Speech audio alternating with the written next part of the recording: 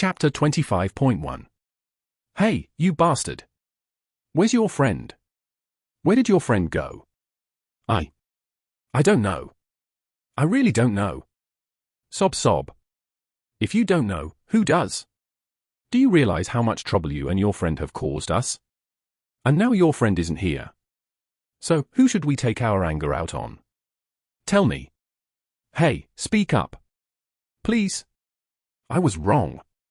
Please spare me. I know you were wrong. But stop talking nonsense that even a goblin could say, and say something useful. Something that can calm our anger. I really don't know. You mean to tell me you planned this heist without discussing what to do next? Damn it, this guy is unbelievable. Hey, make this guy think clearer. You're going to use that? On this guy? The other one is more annoying, use it on him. Fine. Even among scum, there's always someone more detestable. The focus shifted to Pra. Having mentioned the people of the town earlier, Pra was now trembling uncontrollably, too frightened to even mutter. You heard everything, right? Don't say you didn't. If you say you didn't hear, we'll beat you until you say you did. I heard. I heard it. Good. You probably don't remember, so let us help jog your memory. What do you mean? As the mercenaries grabbed his arms, Pra shivered in fear. Could it be, could it? Crack. Ah. Feeling smarter now? Ooh? Are you feeling smarter? Stop. Stop it, you motherfuckers. Stop it. Oh. Did your guts grow instead of your brains? Sob sob. Please? Please? Let's try one more time. Let's see if it makes you smarter. The city. We were going to the city. Which city? I don't fucking know. I've never been there. It was that son of a bitch's idea, why are you messing with me? Sob sob. As Pra pointed at Burren, everyone's heads turned sharply. A cruel smile lingered on the mercenary's lips. Oh dear. It was your idea. And no. It really wasn't. So one of you is lying. As the mercenaries turned their gaze back to Pra, he desperately shouted again. Ask the people of the town. That bastard is the leader. Oh really? The mercenaries had already figured it out. Burren clearly looked older. Who else but him could play the role of a leader in such a rural town? Wow, this guy. As cunning as an orc. We almost fell for it. He's the one who did it and stayed quiet. Impressive, who? No, no, no, no. As the mercenaries washed their hands in a wooden tub, they said. Looks like Gamson and this guy hit it off. Planning to make a score and run off to the city, ho. The mercenaries had all been like Burren or Pra at some point. That's why they could immediately understand what these guys were up to. Living as serfs in a rural town was too harsh for fiery young men. It was no surprise that seeing a band of mercenaries visit their town tempted them to flee to the city. The only difference was whether to run away empty-handed or with something in hand. All this trouble over a half-witted asshole. They called the newbies who just got into a mercenary job or the country bumpkins who wanted to become mercenaries halfpennies. It was a sneer, meaning they couldn't even earn a proper coin. Of course, just because they lacked the ability didn't mean they couldn't cause as much damage. I hoped there would be a hiding place near the town or maybe connections in another nearby town, but it seems not, Captain. If that were the case, they could have been caught. But if they planned to run far away from the beginning, finding them was impossible. How can they be found in this vast continent? No. Perhaps they can be found after all. Mr. Khan. Is that really so? How do you mean? Well, it's a long shot, but think about it. Where would Gamson run? To an unfamiliar town. No, he would likely head to the city, wouldn't he? It was difficult for a wanderer to settle in a small town, especially a suspicious, talentless mercenary. In contrast, cities were a gathering place for all sorts. Right. He would go to the city. But which one? We can't know for sure, can we? Just any city. Wait. He had no connections, right? Could it be? I think there's a high chance he'll return to Marcel City. Chapter 25.2. Gamson was a rookie mercenary, treated like a halfpenny. A country bumpkin who ran away to the city with a bit of money. He joined the mercenary band only by sheer luck. Captain Goran wouldn't have included someone like Gamson if they hadn't suddenly lost a member. What if such a guy suddenly stole a horse? It takes skill to sell stolen goods. A suspicious mercenary would be given a lower price by merchants. To sell at a fair price, one needed known connections or a credible identity. Gamson had neither. In Marcel City, there are several shops and merchants connected to the Kartana Merchant Guild. He must have familiarized himself with them while passing through, so he might try to sell the horse there, making excuses. They had passed through Marcel City as mercenaries guarding the Eldons, familiarizing themselves with each other. From Gamson's perspective, he might think, if I make a good excuse, can I sell the horse at a decent price? No, even if he's an asshole, could he be that stupid? I think it's possible. He's a rookie who doesn't understand the power of the guild's connections. He failed to steal what he wanted and his friends got caught. In a situation where the pursuers could catch up any time, he would want to get rid of the conspicuously visible horse as soon as possible. Rather than an unknown distant city, Marcel would be more appealing. Moreover, their group was relatively slow. Gamson, having no baggage, could easily sell and escape. However, the merchants in the city aren't that easy to fool, are they? True. Merchants in the city were not assholes.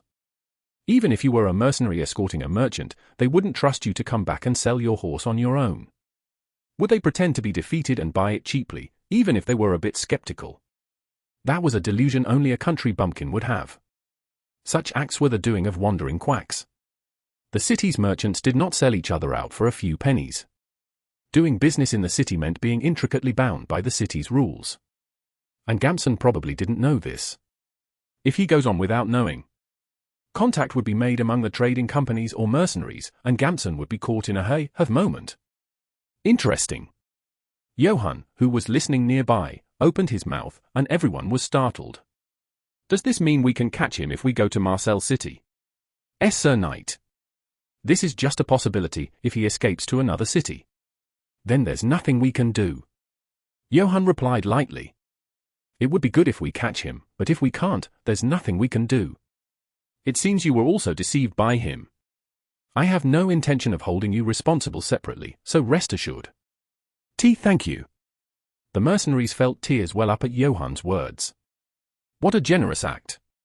Though he had a fierce demeanor in battle, Johann had a truly generous heart. Anyway, I'll receive the compensation in this town. Johann glanced outside the window. Village Chief Atanka was seen walking towards them with a tense face. In comparison to Johann, he was a dirty mercenary calling himself a knight, but the equipment itself was decent. When Atanka got angry, the local militia members shut up. Unlike Atanka, the local militia lacked tact. In such a town, selling armor was a task. Without a suitable buyer, it couldn't be sold. Moreover, Atanka had to sell it secretly from the townspeople. But who knew this difficulty would save Atanka's neck like this? As Atanka brought out the mercenaries' armor and weapons with a clanking sound, the local militia asked cautiously. Johann's accent and demeanor exuded nobility. Plus, being on a well-built horse, dressed in armor and surcoat, gave a chilling presence.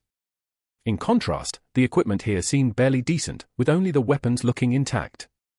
The surcoat worn over the clothes looked like stitched old rags, and the armor seemed very uncomfortable, as if iron plates were forcibly inserted between cloth armors. Sir Knight. How are you? Not well. Does Rutzbeck steal guests' properties and take their horses?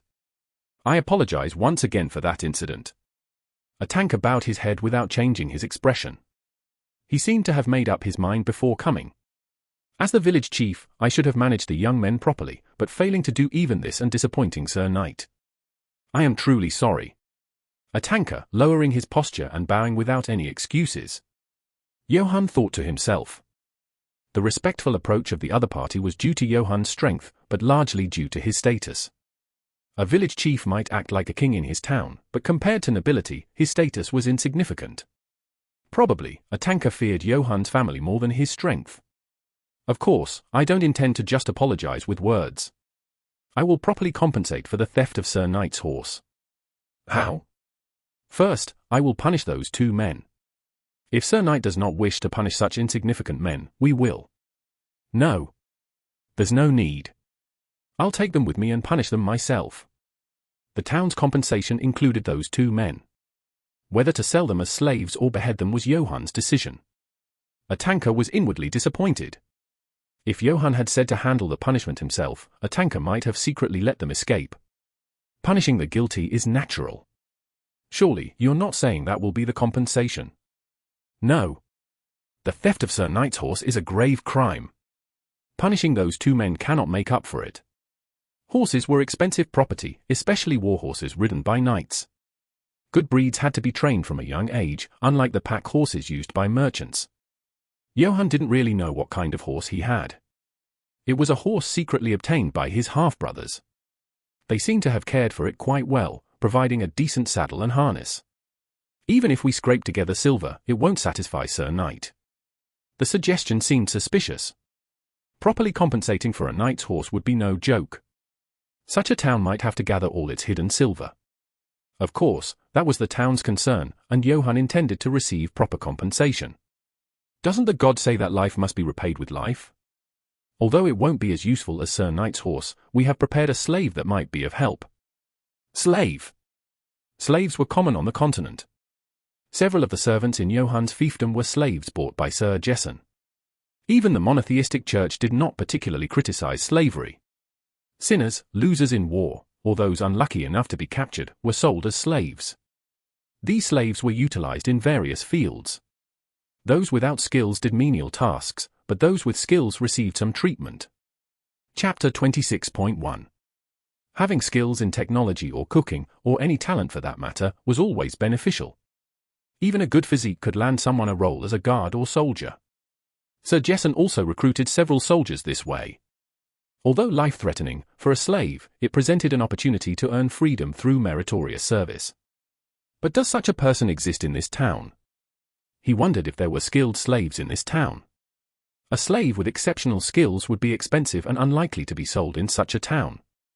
What's he doing? He's a merchant by origin, very knowledgeable due to his travels across the continent. Sir Knight, he can answer any question you ask. Johan was surprised by the seemingly favorable conditions. To him, a slave with such extensive knowledge was useful. But why would they want to give him away? Why are they offering him? If the slave was truly useful, it wouldn't make sense to give him up. Johan cautiously asked a question. Is he of no use to the town? Of course, he is useful. But to atone for our debts to Sir Knight, we must offer something of value. It was a lie. In truth, a knowledgeable slave wasn't very useful in the town. The knowledge needed in the town involved identifying herbs, predicting rain and snow, not facts like. Such knowledge only served to fill the young men of the town with unrealistic dreams. He's not unruly or rebellious, is he? Not at all. He's nothing like that. Yet, the offer was tempting. Whether useful or not, Johan liked the idea of having someone accompany him. Despite Johan's noble origin, evidenced by his armor, accent, and demeanor, he couldn't hide one thing: his financial struggles. Even if you are a wandering knight without a fiefdom, there are relatively wealthy wandering knights who lead dozens of people, and there are poor wandering knights who wander alone without even proper armor. People naturally respected the former more. To gain respect, one must look the part. Merchants and commoners were enough for now, but not for higher status. Fine. I'll see and decide. As Johan prepared to leave, the worried mercenaries tried to stop him. Sir Knight. Be careful. It could be a trap. You can't expect honor from these town folks. The experienced mercenaries were concerned about a trap. The people of such towns could resort to anything if provoked. Regardless of honor, they might kill and bury mercenaries to protect their wealth. And if Johan went out alone? However, Johan remained calm. If it comes to that, I'll find a way out, so no need to worry. Despite how absurd it sounded, Johan's confidence momentarily convinced the mercenaries. They believed that he could indeed fend off a dozen town folks and escape. The limbs are intact. Johan highly rated the fact that his limbs were intact. The man was wearing old, tattered cloth clothes, and around his neck, a brass necklace symbolizing a slave. The solid necklace, inscribed with his name, crime, and master, was so tightly soldered without any gaps that it couldn't be removed without tools. Has a tankernim arrived? Yes. Geoffrey. Fortunately, this honorable Sir Knight has said he will take you with him. Yes? Slave Jeffrey was startled by the village chief's words. He had to follow a knight he had never seen before. Is this a good thing, or a bad thing? After all, it wasn't something he could decide. The life of a slave is to follow their master. A village slave would probably spend his life plowing fields and cleaning up horse dung until death, but a noble slave could live lavishly, enviable by commoners, if lucky. And a knight was a status at the lower end of nobility. Moreover, the knight in front of him seemed quite presentable. He wasn't a wandering knight without any equipment. The problem is, Jeffrey feared being trapped in a goblin's den or dying a horrible death while following the knight. Knights were often considered madmen, seeking places to die. Jeffrey! What are you doing? Greet him. Ah. Yes. Thank you very much. I'm honored that you think highly of me. I'm not sure if I'm worthy of Sir Knight's attention, but I will do my best. I'm not good with weapons and my limbs are weak, but I'll do whatever I'm told. Jeffrey hurriedly greeted upon the village chief's call, subtly mentioning his weaknesses. If the knight was not satisfied and didn't take him, it would be better for him, avoiding a tough life. A tanker frowned. In a situation where it's an understatement to say he's robust. Turn your neck. Jeffrey turned his head, revealing the writing on the necklace. Who? Can Sir Knight read? While there were knights with high learning, they were as rare as dumb orcs. Most knights preferred to hire someone to read for them. It was considered beneath the dignity of someone of high status to read themselves. The knights who could read were usually those from churches or monastic orders. Gold smuggling. Why, yes. I'm sorry. I'm reflecting on it now. How did you survive? Chapter 26.2. Johann was amazed. The laws in this world were much stricter than on Earth. If you committed a crime without status or connections, it was best to assume the death penalty. Jail? It was rare to feed expensive food to criminals. Unless they were valuable hostages. And smuggling was usually a capital offense. Bringing something into the city without paying taxes was a serious crime. I had some savings. Apparently, he managed to save his life by paying some back money. Johann nodded interestedly. You got into smuggling even with wealth? Why? I was enchanted by a demon. How about being honest instead? I need a lot of money. Please, Sir Knight. This man is reflecting on his actions now. A tanker, perhaps misunderstanding Johann's question, defended himself. As a knight, he desired obedient and loyal slaves, not merchants caught smuggling. We have prepared equipment suitable for Sir Knight. Please accept this and forgive us. Johann was slightly surprised. Weapons suitable for a knight in such a town? But, surprisingly, they were decent. The longsword was well balanced, and the sharp, spear-like estoc penetrated deeply. The small crossbow worked perfectly. However, the armor was terrible. It was so mismatched that it felt like this is what a knight without money wears. Even if chainmail was damaged, wearing this was unthinkable. It would change how he was treated. Something caught in Johann's rummaging hand. It was a small, round piece of metal. Instinctively pulling and opening the lid, a familiar object appeared. It was a broken pocket watch. Johann was astonished. He had never seen, nor expected to see, a wind-up clock like this. Such a sophisticated item was difficult even for dwarf artisans to make. Although broken, its potential value was intuitively apparent. Such an item in this town was surprising. It made sense that the townsfolk, not knowing how to read a clock, failed to recognize its value.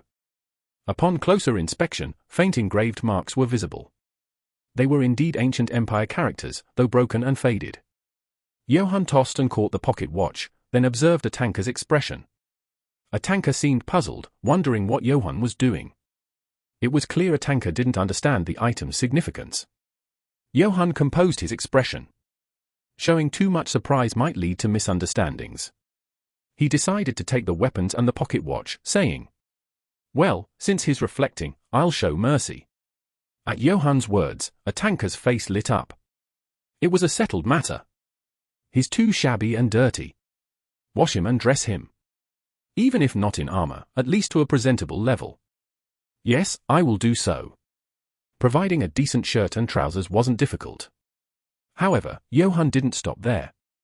The pocket watch was unexpected, but he had intended to accept the offer anyway. 2 horses as well. Yes. My horse was of good breed.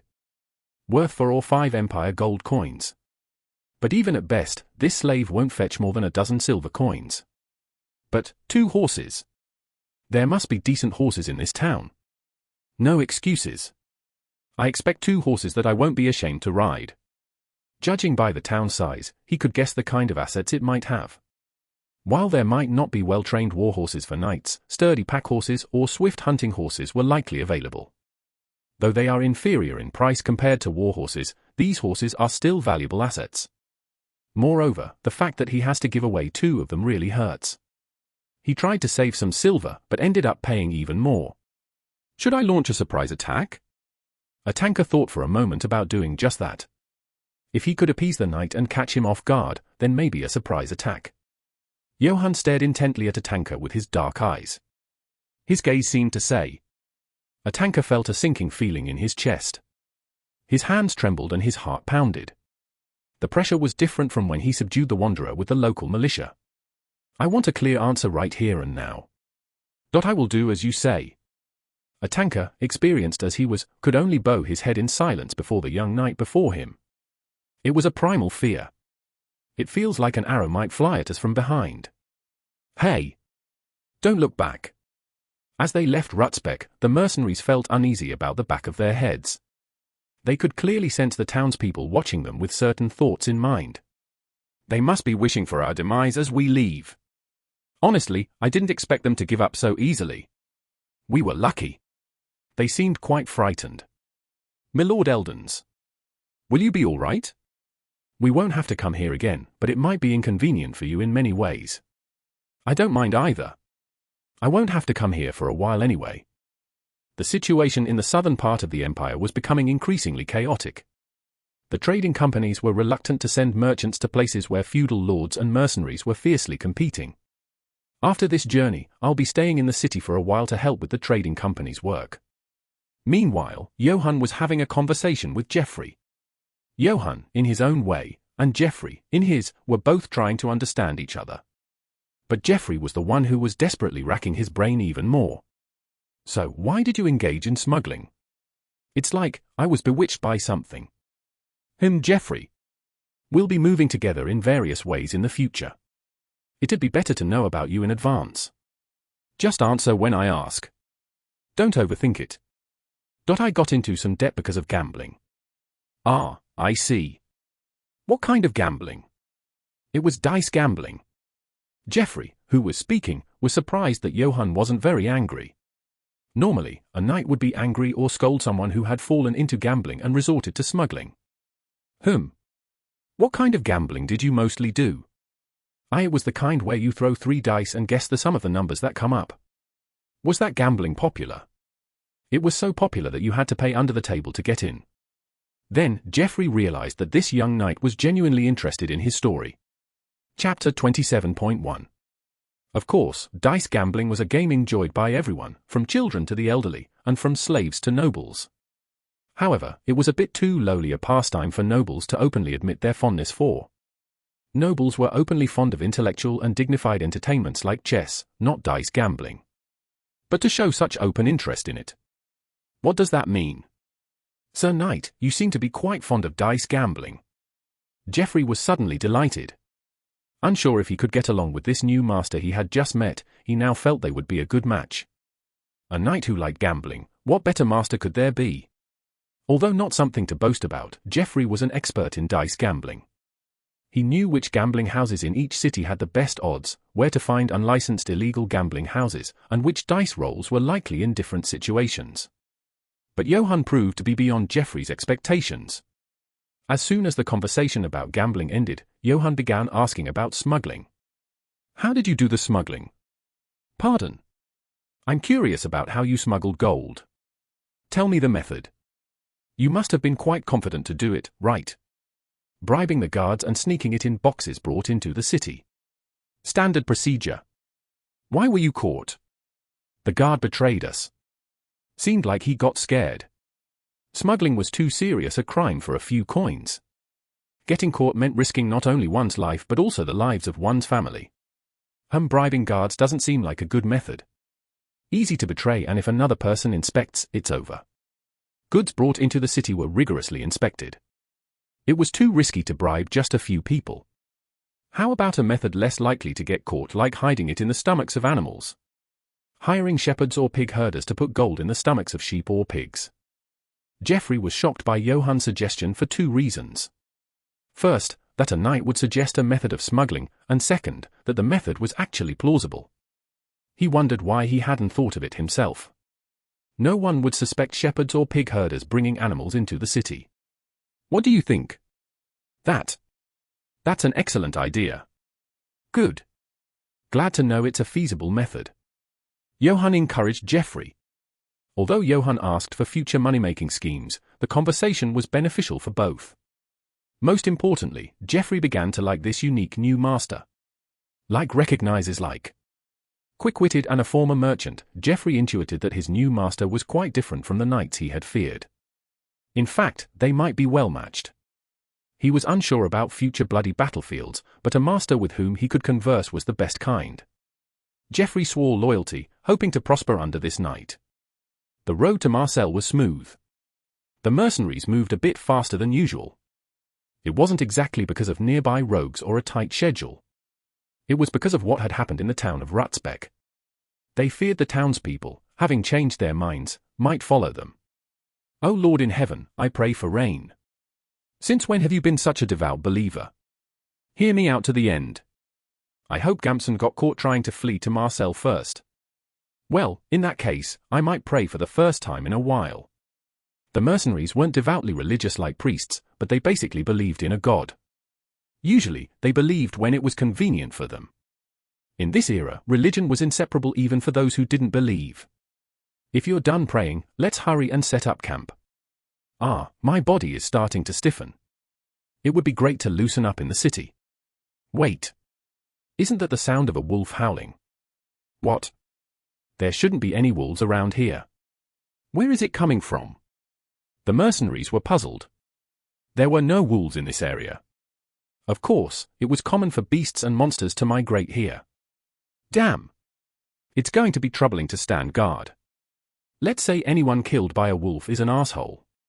Johan, who had been listening to their conversation, paused. The sound of the wolf howling was strangely familiar to him. Johan stood up and walked towards the outskirts of the campsite. The startled mercenaries asked him, "Where are you going, Sir Knight?" "Just going to check something." Johan approached the edge of the forest with a longsword at his side. Then he shouted, "Come out!" The mercenaries thought Johan had lost his mind for a moment. If Johan hadn't been a knight, they would have immediately called him crazy. However, Johan wasn't crazy. A huge wolf appeared in front of him. It was so large that the mercenaries initially thought it wasn't a wolf. What is that, a monster? The mercenaries, who had been hastily grabbing their weapons, stopped. The wolf began to wag its tail and act playfully in front of Johan, like a shepherd's dog. "Isn't that Sir Knight's pet? Wow! Quite a feat to tame such a creature. He's not even a wolf shapeshifter. Is he from the north? Isn't it from the east if it's about handling wolves? No, the northerners do it too." Johan was surprised to hear the mercenaries chatting behind him. They were less shocked than he expected about him having such a large wolf. Then Johan realized. He had been thinking too much with old wisdom. Eldons, who came over upon hearing the noise, asked, "Is this wolf tamed by you, Sir Knight? Why did you have it follow from afar? What if you lost it?" "I didn't want to cause unnecessary worry." Chapter 27.2. Ha ha ha. Sir Knight, you're something else. These folks are seasoned mercenaries. They wouldn't be scared by a tamed wolf. Eldon burst into laughter. The mercenaries nodded with a smile, not so green as to be scared of a tamed wolf. They had seen wolf tamers before. But really, it's big. What did you feed it?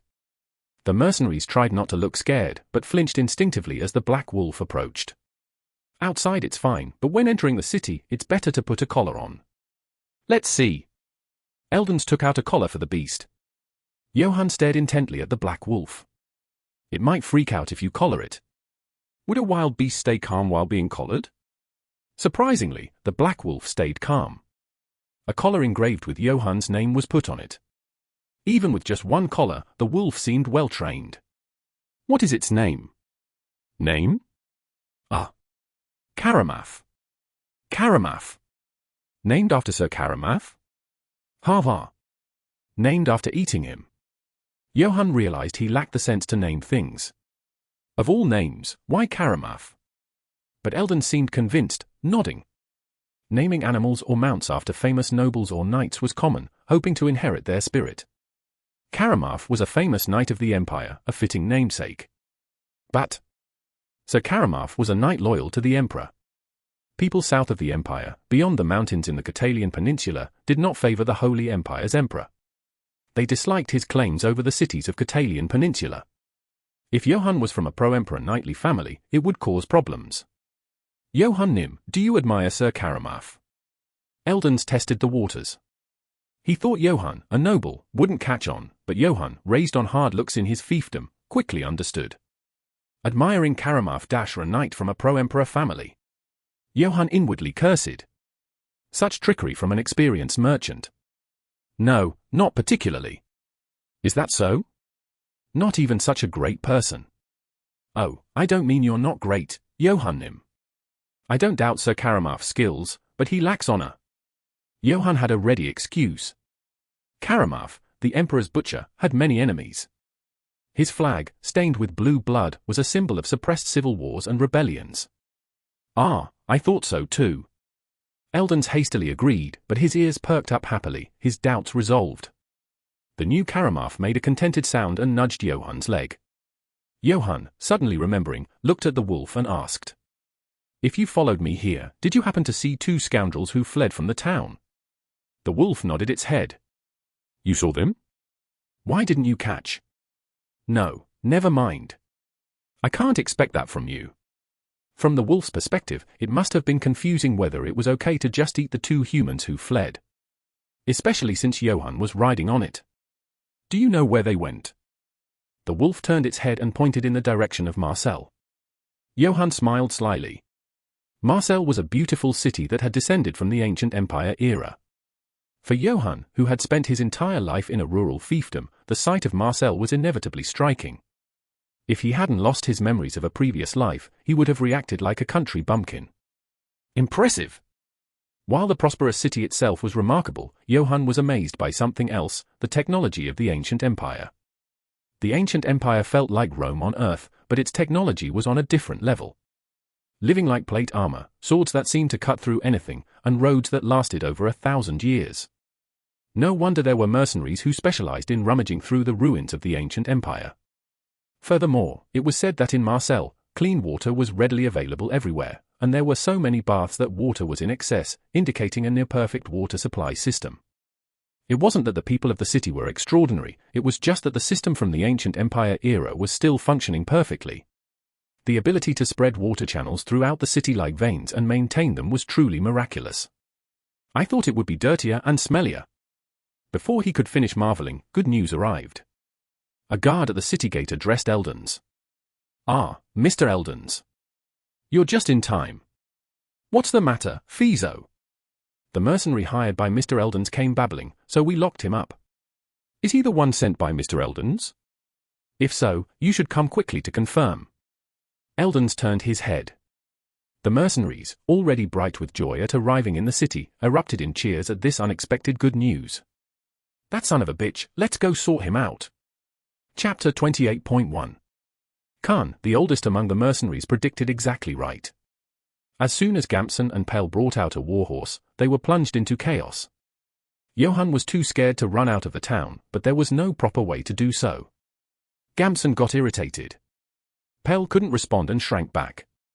Outside the town, especially alone, Gamson seemed as high as the sky to Pell. It sounded like a crazy idea, but it was impossible for their minds to work well while wandering the cold, dark fields at night. Gamson thought hard. Talking to a horse merchant, not a merchant or a mercenary, seemed like a good idea to Gamson. It was a foolish decision made without knowing that the merchants of the city were interconnected like a spider web. "You're very healthy, you bastard," I pray to God that you wouldn't die. I wanted to kill you myself. The mercenaries reacted heatedly upon seeing the two locked in a solitary cell. Joy of reunion. They wouldn't have been this happy even if they had met their wives again. See, Captain. Let me explain. Don't call me Captain anymore. It's not about explaining. What? You should say. Of course, it won't do much good, but still, you scum. With those words, Goran beat Gamson. The people of the association had locked them up carefully so they wouldn't get hurt, but that only made it more annoying. Did they eat and sleep well in the solitary cell while we were wandering and suffering? The sounds of beating, bones breaking, and chilling screams erupted from the cell. The old grudges of the mercenaries were terrifying. Meanwhile, outside, Johann and Eldons were having a cultured conversation with the people of the association. Oh, thank you so much. If it weren't for you guys. Ha ha. What are you talking about, Mr. Eldons? I learned it from Mr. Eldons. The employees of the association and guild were closely connected. They were very happy to have been helpful to Eldons. The merchant thought something was suspicious when he came babbling, so he delayed and sent someone to us. Mr. Eldons wouldn't have sent a mercenary back without a letter, so it seemed suspicious. Right. Right. But who is this person? He's a knight we met on this business trip. Ah. The employees momentarily showed a look of discomfort. To them, who were commoners, violent and high-ranking knights were naturally objects of aversion. A collision with them could only lead to their downfall. Don't worry. He's a young knight who knows honor and respects the weak. Johann was flustered. However, the assurance from Eldons was more effective than expected. The clerks immediately lowered their guard upon hearing it. If Mr. Eldons says so, he must be a remarkable person. How honorable must he be? What achievements has he made? He's not yet famous, but soon his name will be known throughout the empire. Eldons? Yes, Johannim. Johann put his arm around Eldons' shoulder and whispered softly. Be modest, it's embarrassing. Yes. Eldons thought to himself upon Johann's words. He doesn't swagger about such praises but humbles himself. Truly, a knight out of an old tale. Chapter 28.2. While mercenaries were beating up Gamson and Pell and rejoicing, Johann was indulging in a rare luxury. Marcel was indeed different from the rural fiefdom. In the countryside, to take a bath one had to plunge into cold river water, but here hot water was available everywhere. Thanks to Eldons' consideration, Johann could utilize the connections of the trading company.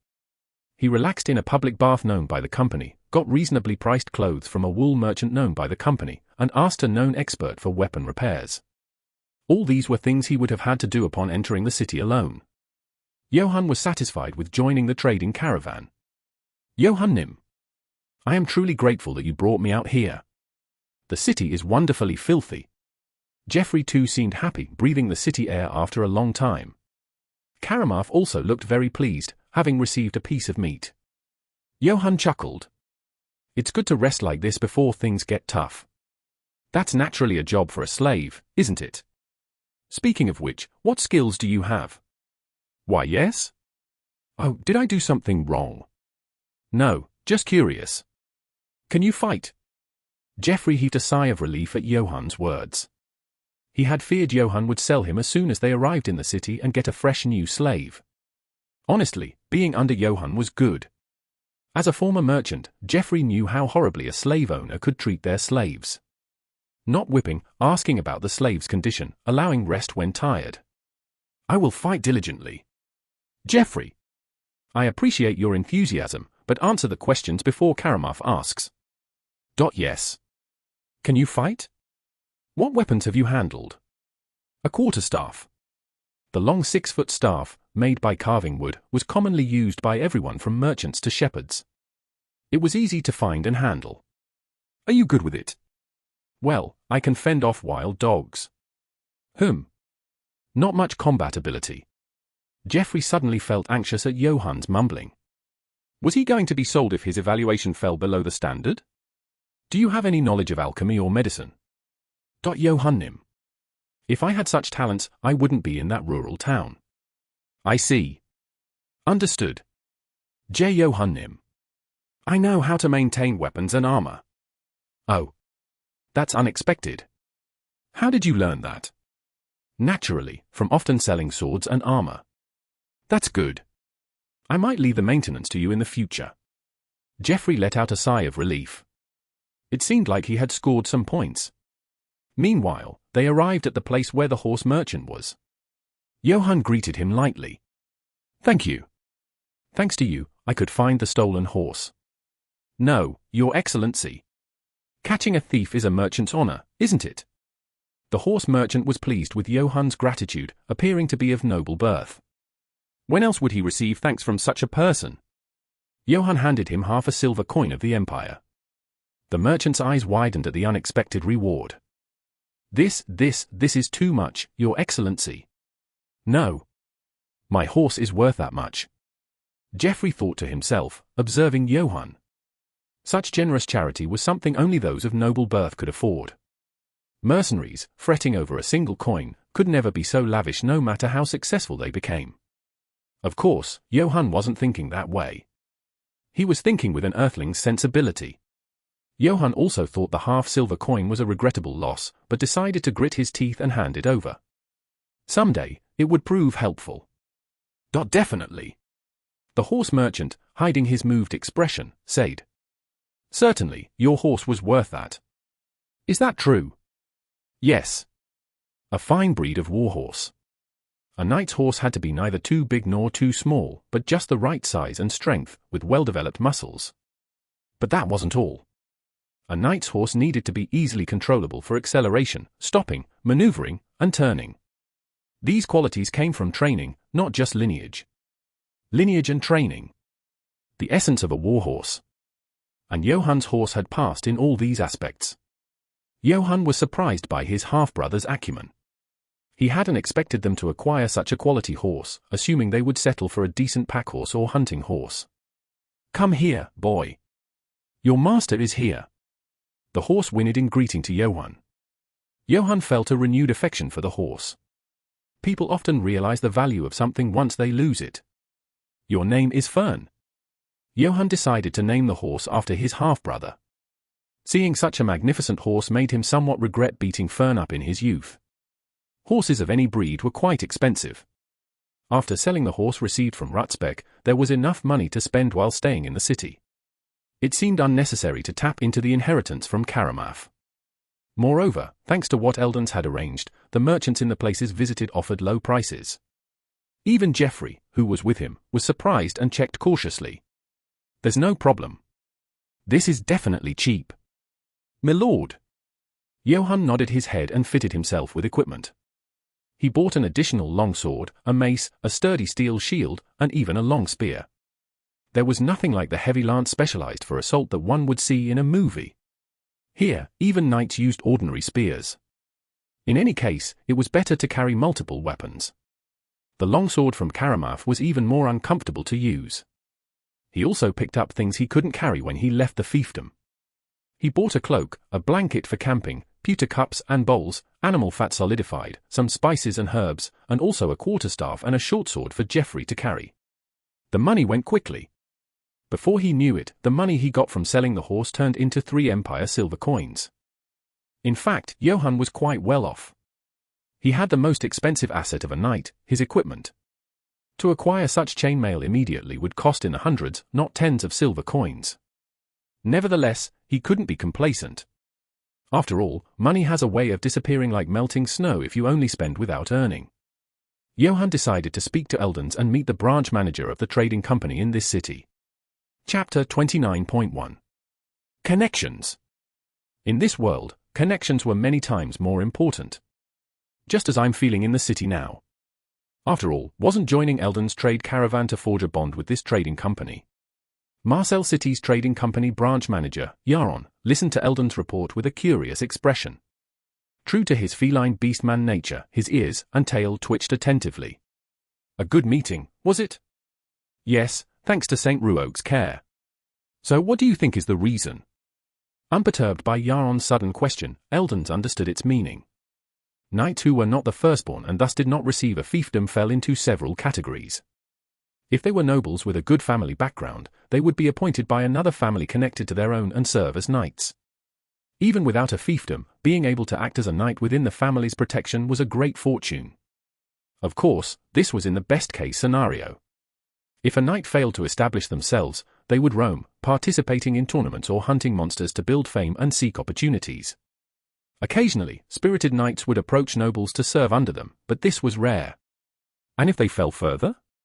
They would become rogue knights, wandering battlefields with mercenaries and turning into bandits. Johann was not from a prestigious noble family. Otherwise, he wouldn't be wandering like this. It was clear he came from a humble or fallen noble family. Equipped so well and skilled, yet why did he not seek opportunities to impress nobles through tournaments, instead coming to the trading company? Knights would rather plunder merchants than come begging to a trading company. It was unusual. Yaron was asking for this reason. I think it's because of ambition. Ambition? Yes.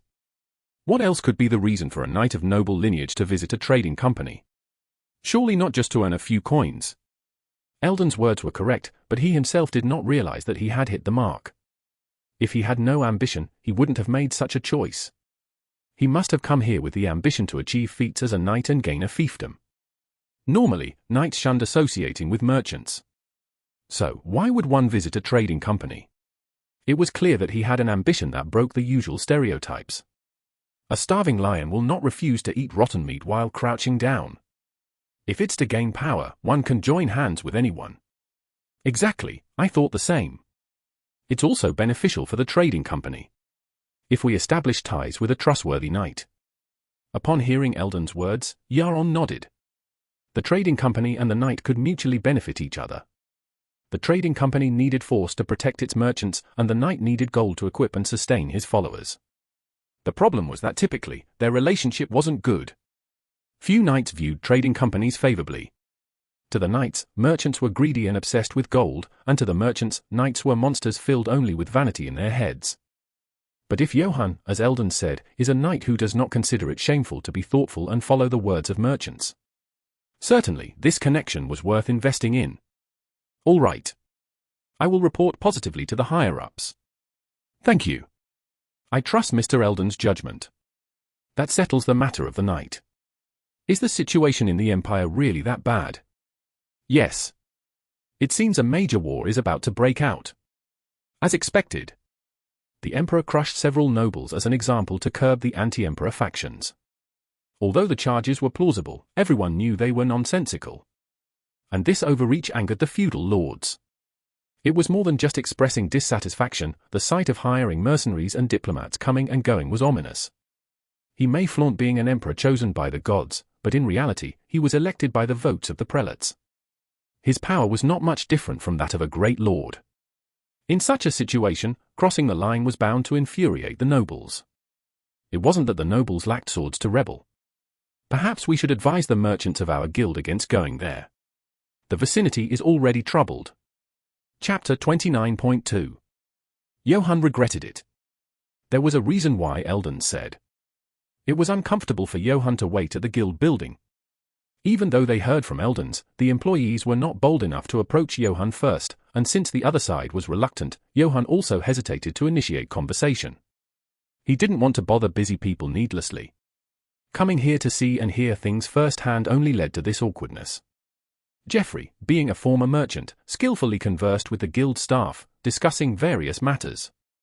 The staff also seemed at ease talking with Geoffrey, sharing laughs. Johann wished someone would talk to him, but the cautious employees preferred speaking to a slave. All Johann could do was to sit stiffly and solemnly. As time passed in awkward silence, a commotion was heard outside. Soon, the door opened and an elderly human wrapped in robes entered. Johann thought this pointless thought as he looked at the old man. Certainly not a body trained for combat. His back was straight, and his eyes were sharp, but that was all. The old man was accompanied by 2 slaves. The slaves were in plain clothes but had robust physiques, suggesting they could handle a fight. Welcome, Suetignim. What brings you here? One of the employees, familiar with the old man, spoke with a flustered voice. It was customary to make an appointment before meeting a branch manager. Making someone of higher status wait was inconvenient for both parties. One such person was already enough. I came to see the branch manager. Why is it a problem if this old man visits? Not at all. I'll inform them immediately. Never mind. He's busy, so I'll wait. Well then. Don't make me repeat myself. As the old man waved his hand for them to leave, the staff hesitated but eventually backed away, knowing all too well his irritable nature. The old man glanced around and, upon seeing Johann, his face lit up with interest. Johann, equally intrigued, locked eyes with him. They both seemed out of place and awkward here. Are you a knight, my lord? Johann nodded. The old man grinned wickedly, his smile twisted with multiple meanings, expressing both amusement at finding an interesting counterpart and confidence that he was indifferent to Johann's status. Nobility could make commoners bow their heads, but that was it. The power of nobility came from their background. A noble without a family or fiefdom had little power in a city like this. Johann's treatment in this guild was due to the guarantee of the Eldons and his equipped gear, not his noble status alone. Without these, the city's merchants would have called the guards if he demanded respect just for being a noble. And who might you be? You don't know me? I am Suitlik, the sage of the Ipel River. The old man chuckled again and said, Need a simpler explanation? I'm a wizard. Oh. Is that all you have to say?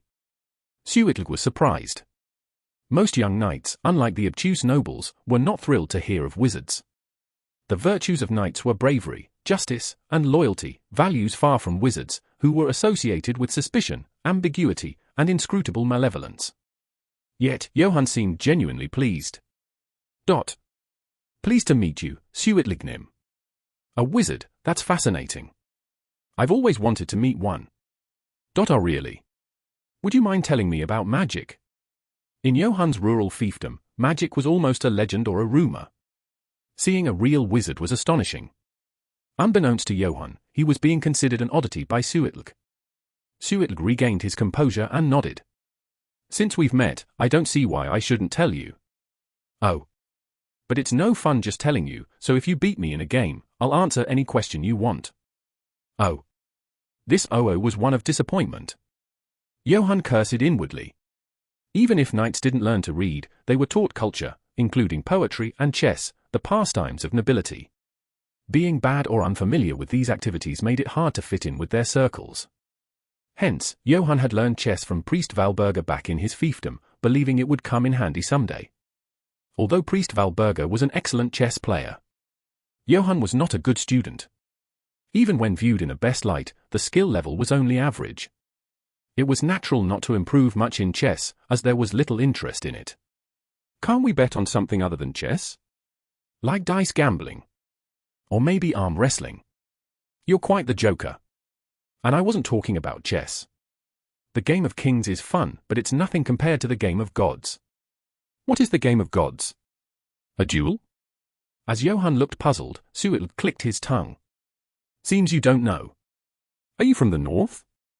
This is a game favored by the sultans of the east. Merchants who caught the sultan's eye learned it and spread it here. The pagans of the east call it the game of gods. With those words, Suitlik snapped his fingers.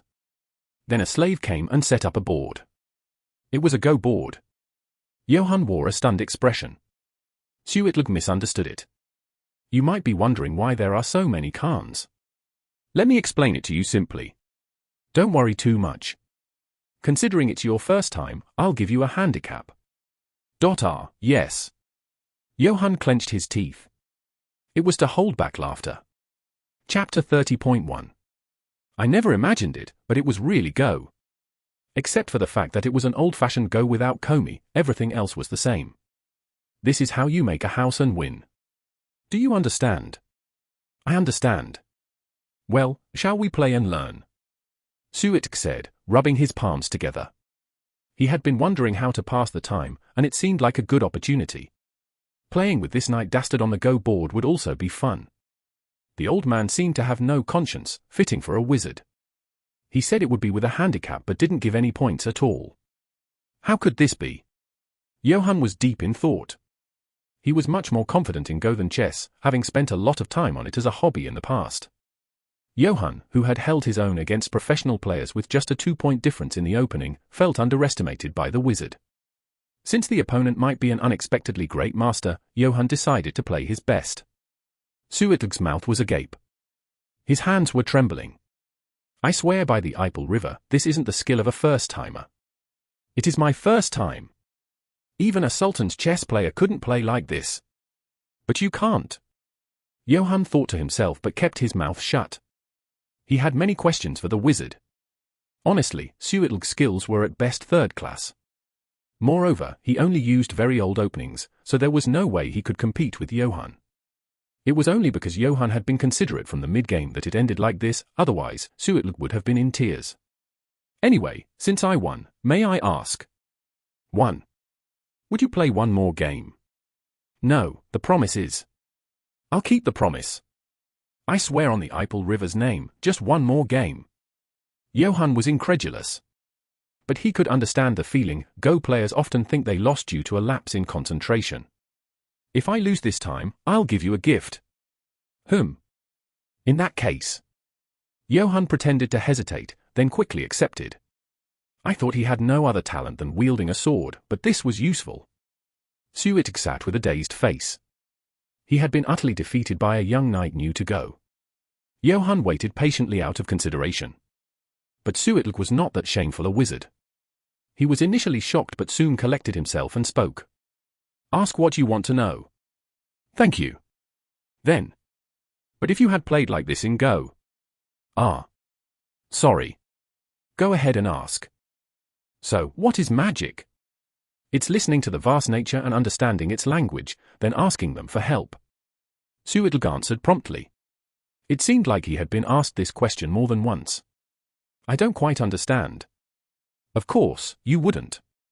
This is my way of using magic. If you ask another wizard, you'll get a different answer. Some find secrets in the sequences and patterns of numbers, others discover something among the fumes of sulfur and mercury. Isn't it all the same? Suitl responded irritably to the thoughtless question. Do you handle all weapons well? If there's a knight who's good with a sword, there might be one good with a spear. It's the same with wizards.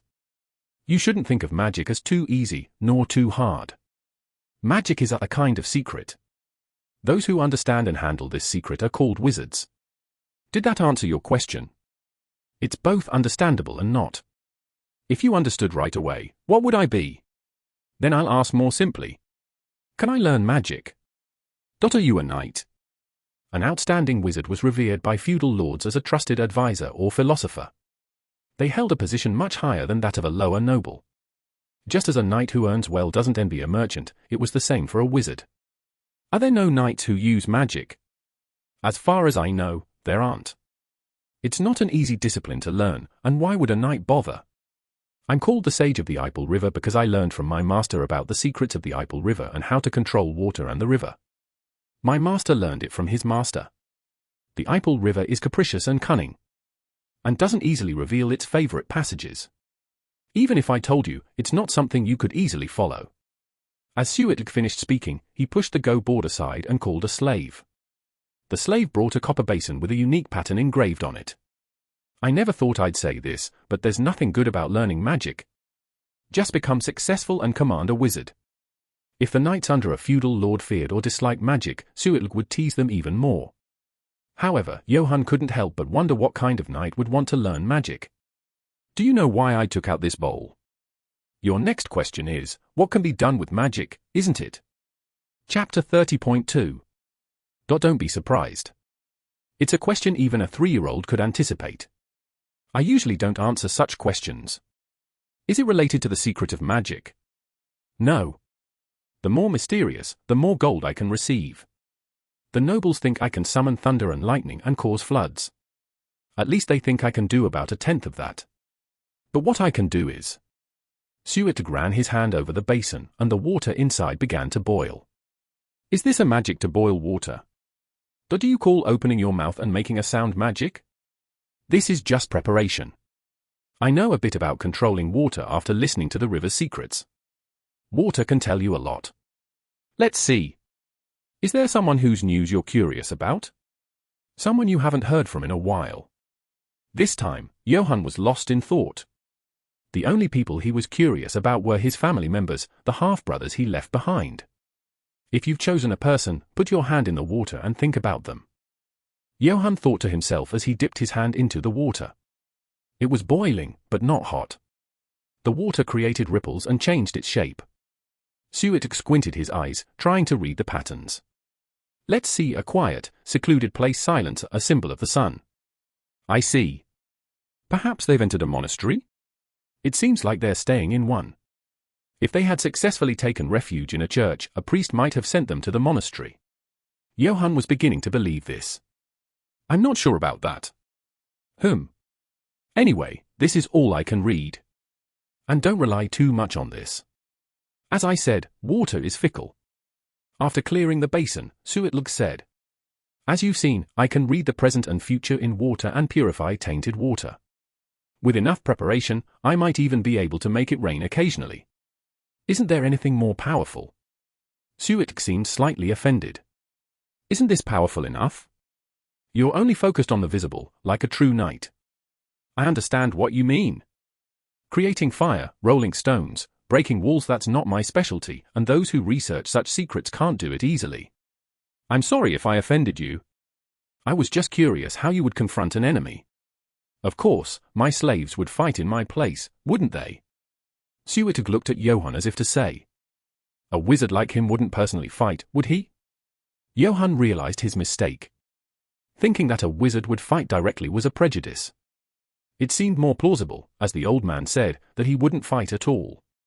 TSK. It seems you want to learn magic to use in fights. Misunderstanding, Suetlug shook his head. Give up on that thought. Nature won't reveal its secrets to those with such shallow intentions. Even if you learn, it'll be hard to use in battle. Here.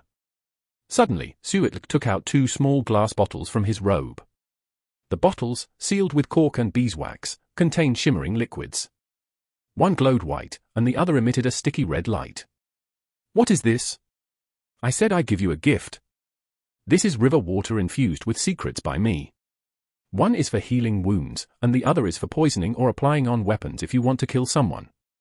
Water of blessing, water of rage. Johann read the labels on the bottles, written in the ancient imperial language. I wrote that for distinction. No real meaning. Can you read the script? Were you planning to become a priest? Even Johann, who didn't know much, could tell these were valuable. Especially the water of blessing, which could heal wounds. Is it all right for me to accept such a gift? I swore to the Eipel River, so I have no choice. If I give a trivial gift, the river won't share its secrets with me anymore. Suetlug spoke with a regretful expression, as if he had lost more than he expected in a casual game of Go. Then, I'll gratefully use it. Have all your questions been answered? Yes. Then let's play another game. Yes. How many points should I give you? Suetlug, blushing, pondered for a moment. Just give me 2 points. 2 points will be enough. 3 points. As Yaron appeared, a staff member rushed over to inform him that Johann and Suetlug were waiting. Surprised, Yaron asked, Why didn't you report this immediately? I am sorry. Both of them insisted not to tell you. Suetlug might be eccentric, but Johann too. Shaking his head, Yaron said, From now on, it would be better to prioritize the company's interest first. What are you planning to do by exploiting their kindness? Yaron clicked his tongue and quickly walked away. Johann might be unknown, but Suetlug was an odd old man who would wait for him to arrive and then throw a tantrum. I am going to back down. You have already backed down 3 times. I swear on the Eipel River, this is the last time. Doesn't it anger the Eipel River to use it like that?